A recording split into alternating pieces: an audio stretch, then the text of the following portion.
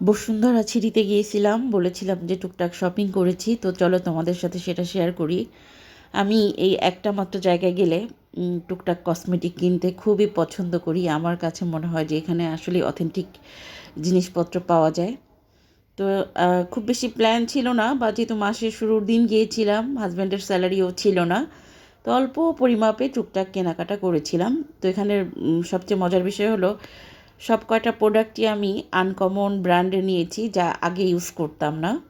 এই অলিভ অয়েলটা সবসময় ইউজ করা হয়, এটা কমন ছিল, এটা হাজব্যান্ডের জন্য। আর ফেস ওয়াশটাও একটা নতুন ব্র্যান্ডের।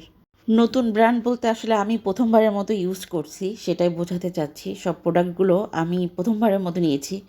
তো এটা বিশ্বাস ছিল যে না, ডুপ্লিকেট হবে না বা অথেন্টিকই হবে। তাই তো এখানে একটা শ্যাম্পু নেওয়া হয়েছে, যেটা একেবারে নতুন, ইউজ করব। আর এই বডি ওয়াশটাও ঠিক সেম, প্রথমই নিয়েছি।